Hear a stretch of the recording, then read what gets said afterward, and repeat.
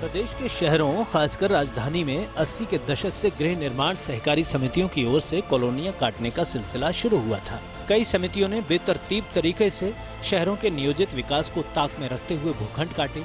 इन पर रोक लगाने के लिए अशोक गहलोत सरकार के पहले कार्यकाल में राजस्थान भू राजस्व अधिनियम 1956 में एक नई धारा 90B जोड़ी गई। इस धारा के तहत ऐसी कॉलोनियों के नियमन के लिए 17 जून 1999 की कट ऑफ डेट निर्धारित की गई, लेकिन इसके बावजूद कृषि भूमि पर इस कट ऑफ डेट से पिछली तारीखों में गृह निर्माण सहकारी समितियों की ओर से भूखंड काटने का गोरख धंधा चलता रहा।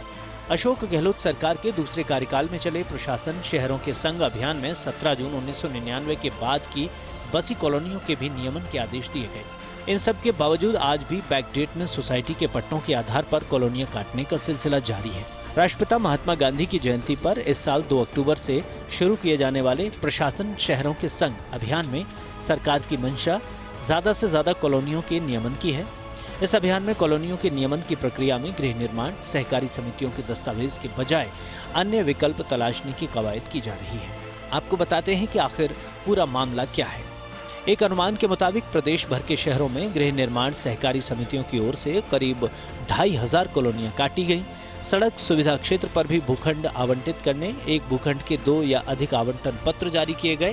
बैकडेट में कॉलोनी काटने और भूखंड के नाम हस्तांतरण का खेल जोरों से चल रहा है। मुख्यमंत्री अशोक गहलोत ने यूडीएच मंत्री शांति धारीवाल को आदेश दिए कि सहकारी समितियों की गड़बड़ियों पर रोक लगाई जाए। प्रशासन शहरों के संग अभियान में कॉलोनियों के नियमन को लेकर अलवर में मैराथन मंथन चला। यूडीएच मंत्री शांति धारीवाल और उनके अधिकारियों की कोर टीम के इस मंथन में समितियों के गड़बड़ झाले पर लंबी चर्चा हुई।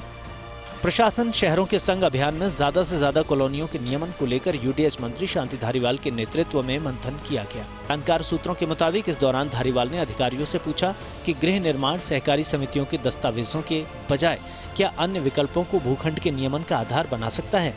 धारीवाल ने अधिकारियों को इस संबंध में संभावना तलाशने के निर्देश दिए। विशेषज्ञों के अनुसार गृह निर्माण सहकारी समिति की रसीद, आवंटन पत्र आदि के बजाय अन्य आधार पर भूखंड का नियमन किया जाना प्रस्तावित किया जा सकता है। कॉलोनी की भूमि के मालिकाना हक के लिए खातेदार या काश्तकार की ओर से बेचान के दस्तावेज को आधार बनाया जा सकता है। कॉलोनी की विकास समिति नियमन के लिए संबंधित निकाय को विस्तृत प्रस्ताव दे सकती है। अगर विकास समिति नहीं है तो कॉलोनी के भूखंडधारी मिलकर निकाय में नियमन के लिए आवेदन कर सकते हैं। भूखंड पर कब्जे के तौर पर बिजली पानी के बिल और राशन कार्ड आदि दस्तावेज को आधार बनाया जा सकता है। जिन कॉलोनियों का कोई रिकॉर्ड उपलब्ध नहीं है उनके नियमन को लेकर यही प्रक्रिया अपनाई जाती है। एक भूखंड पर एक से ज्यादा दावेदार होने पर कॉलोनी की भूमि पर विवाद की स्थिति में निकाय आपत्तियां मांग सकता है। इन आपत्तियों की जाँच के आधार पर निकाय के अधिकारी नियमन का फैसला ले सकेंगे। प्रदेश की अशोक गहलोत सरकार की मंशा प्रशासन शहरों के संग अभियान में लोगों को ज्यादा से ज्यादा राहत देने की है। इसमें गृह निर्माण सहकारी समितियों की कोई गड़बड़ी बाधक नहीं बने, इसे ध्यान में रखते हुए नगरीय विकास विभाग और स्वायत्त शासन विभाग की ओर से तैयारी की जा रही है। फर्स्ट इंडिया न्यूज के लिए जयपुर से अभिषेक श्रीवास्तव की रिपोर्ट।